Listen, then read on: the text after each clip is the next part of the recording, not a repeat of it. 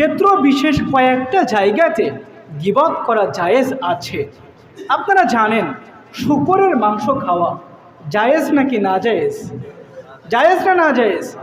না জায়েজ। তবে রব্বুল আলামিন বলছেন ইন্নামা হাররামা আলাইকুমুল মাইতা, আমি তোমাদের জন্য হারাম করে দিচ্ছি মৃত্যু প্রাণী, অদ্দামা 2 নম্বরে প্রবাহমান রক্ত, ওয়ালাহমাল খিনজির 3 নম্বরে শূকরের মাংস, অমা উহিল্লা বিহি লিগাইরিল্লাহ, এবং যেই প্রাণী জবাই করার সময় তোমরা আমার নামটা উচ্চারণ করো নাই, ওই প্রাণীটাও খাওয়া তোমাদের জন্য আমি হারাম করে দিচ্ছি। তবে ফালা ইসমা আলাই, যদি কখনো সিচুয়েশনটা এমন পর্যায়ে চলে যায় তোমার সামনে কেবলমাত্র শূকরের মাংস আছে, যদি তুমি ওই মুহূর্তে ওই শূকরের মাংস না খাও, তবে তুমি তো তোমার জীবনটা বাঁচাইতে পারবা না। ওই সময়ে তুমি চাইলে শূকরের মাংস খাইতে পারবা। তো শূকরের মাংস একটা সময়ে খাওয়া নিষেধ, ক্ষেত্র বিশেষ খাওয়া জায়েজ নাকি না জায়েজ? জায়েজ।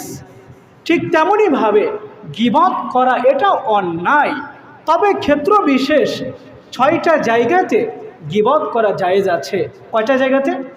6টা জায়গাতে। নাম্বার 1, 1 নম্বরে জালেমের জুলুম প্রকাশ করার ক্ষেত্রে যদি আপনি গীবত করেন এটা জায়েজ আছে।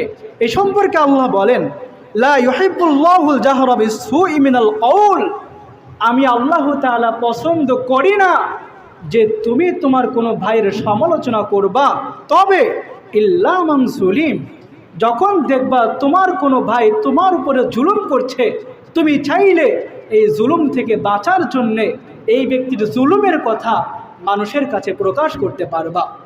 প্রিয় মুসল্লিবৃন্দ, ইমাম আবু আবদুল্লাহ আল কুরতুবী রহমাতুল্লাহি আলাইহি তাফসিরে কুরতুবীর ভিতরে তিনি বলেন লাইসা মিনাল গীবাহ, এটা তো গীবত হবে না। আই ইয়াযকুরাল মাজলুম যুলমাজ জালেম, যখন আপনি কোনো জালেমের বিরুদ্ধে কথা বলবেন, যখন কোনো জালেমের জুলুমের কথা মানুষের সামনে বলবেন, এটা গীবত হবে না। তো 1 নম্বরে গীবত করা কোথায় জায়েজ? যখন কোনো রাষ্ট্রপ্রধান অথবা এলাকার কোনো মানুষ যদি আপনার উপরে জুলুম করে, তখন এই জালিমের সমালোচনা করা আপনার জন্যে জায়েজ। নাম্বার 2 নম্বরে পথভ্রষ্ট আলেমের ব্যাপারে জাতিকে সতর্ক করার জন্য যদি ওই আলেমের সমালোচনা করা হয়, তবে এটাও জায়েজ আছে। কারণ একজন সাধারণ মানুষ যদি পথভ্রষ্ট হয়, এই ব্যক্তির কারণে অন্য একজন মানুষ পথভ্রষ্ট হতেও পারে, নাও পারে।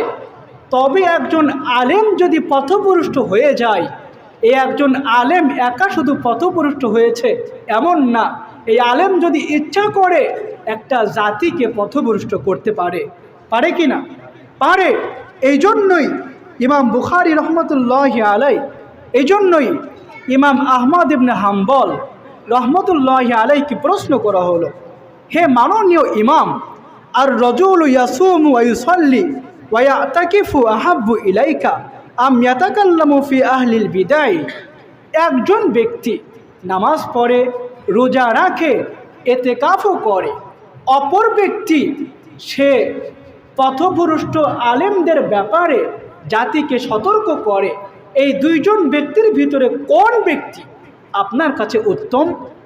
ইমাম আহমদ ইবনে হাম্বল উত্তরে বলছেন ইদা কামা ওয়া সাল্লা ওয়া আতাকাফা ফাইন্নামা হুয়া লিনাফসি, আরে যেই ব্যক্তি নিজে নফল নামাজ পড়ছে, যেই ব্যক্তি নিজে নফল রোজা রাখছে, যেই ব্যক্তি নিজে এতেকাফ করছে, এর মাধ্যমে ওই ব্যক্তির তো নিজের উপকার হচ্ছে, জাতির তো উপকার হচ্ছে না।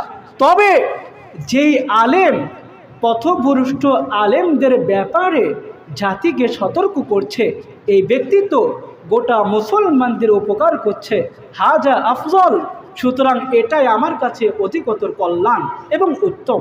তো 2 নম্বরে কোথায় গীবত করা জায়েজ? যদি পথভ্রষ্ট আলেমের ব্যাপারে মুখ খোলা হয়, পথভ্রষ্ট আলেমের ব্যাপারে যদি সতর্ক করা হয়, এটা গীবত বলে পরিগণিত হবে না। তবে মনে রাখতে হবে, আলেমের সমালোচনা আলেমরাই করবে, আলেমের সমালোচনা সাধারণ কোনো মানুষ করতে পারবে না। কারণ আলেম যে ভুল করে, ভুলটা কোথায় করেছে আমরা যতটা বুঝতে পারবো, বড় বড় আলেম যারা, তারা তো আমাদের থেকে অনেক বেশি ভালো বুঝতে পারবে। এই জন্য 2 নম্বরে গীবত করা জায়েজ। পথভ্রষ্ট আলেমের ব্যাপারে জাতিকে সতর্ক করা এটাও জায়েজ। 3 নম্বরে ফতোয়া চাওয়ার ক্ষেত্রে যদি কোনো ব্যক্তির সমালোচনা করা হয় এটাও জায়েজ। হাদিসের মধ্যে আসছে, একজন মহিলা নবীজির কাছে এসে বলছেন, ইয়া রাসূলুল্লাহ, আমার স্বামী অনেক কিপটা এবং কৃপণ, আমার চলাফেরা করার ক্ষেত্রে যেই পরিমাণ টাকার দরকার ওই পরিমাণ টাকা আমার স্বামী আমাকে দেয় না। এখন যদি আমি আমার স্বামীর অগোচরে টাকা সরিয়ে ফেলি তবে এটা কি অন্যায় হবে? নবীজি বলছেন, না, তোমার যেই পরিমাণ টাকার দরকার তুমি যদি তোমার স্বামীর অগোচরে ওই পরিমাণ টাকা নাও তবে এটাও গীবত বলে গণ্য হবে না। তো 3 নম্বরে, যদি আপনি একজন আলেমের কাছে ফতোয়া চান কোনো একজন ব্যক্তির ব্যাপারে, তবে ওই ব্যক্তির যদি সমালোচনা করেন এটাও জায়েজ আছে। 4 নম্বরে, কোনো একজন ব্যক্তির পরিচয় দেওয়ার ক্ষেত্রে যদি আপনি গীবত করেন এটা জায়েজ আছে। ব্যাপারটা ব্যাখ্যা করে বলছি। সমাজের মধ্যে 2 জন ব্যক্তি আছে, 2 জন ব্যক্তির নামই হচ্ছে আব্দুল করিম। এখন একজন ব্যক্তি ঢাকা থেকে এসে আপনার কাছে প্রশ্ন করছে, আচ্ছা আমি তো আব্দুল করিমদের বাড়িতে যাব, তুমি কি তাকে চিনো? এখন আব্দুল করিম সমাজের মধ্যে কয়জন? আপনি কার বাড়ি দেখাবেন? এখন এই 2 জন আব্দুল করিমের মধ্য থেকে একজন আব্দুল করিম আছে, তার চোখটা অন্ধ। এখন যদি ওই ব্যক্তি বলে অন্ধ আব্দুল করিম যে তার বাড়িতে যাব, তবে এই যে আপনি পরিচয়ের ক্ষেত্রে অন্ধ বললেন এটাও জায়েজ আছে। তবে মনে রাখতে হবে, কোনো ব্যক্তিকে কটাক্ষ করার জন্যে এমন শব্দ উচ্চারণ করা যাবে না। 5 নম্বরে গীবত করা জায়েজ। মন্দ লোকের ষড়যন্ত্র প্রতিহত করার জন্যে যদি আপনি গীবত করেন এটাও জায়েজ আছে। যেমন উদাহরণস্বরূপ, একজন ব্যক্তি অনেক খারাপ, লোকটা সিদ্ধান্ত নিয়েছে আজকে রাত্রে আমাদের মসজিদের সভাপতি সাহেবের বাড়িতে আগুন লাগিয়ে দেবে। এখন এটা কেউ জানে না, আপনি জানেন। আপনি যদি সতর্ক না করেন আমাদের সভাপতি সাহেবকে, উনি ক্ষতিগ্রস্ত হবে কি হবে না? হবে না?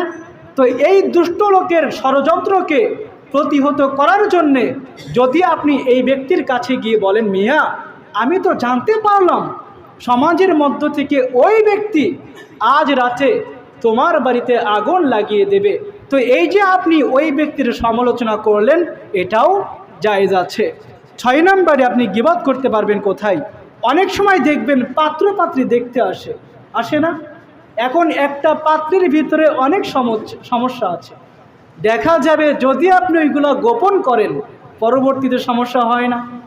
এই জন্য যখন কোনো পাত্রী দেখতে আসবে, পাত্রীর ভেতরে যদি কোনো সমস্যা থাকে এটা প্রকাশ করে দিয়া 6 নম্বরে এটাও জায়েজ আছে।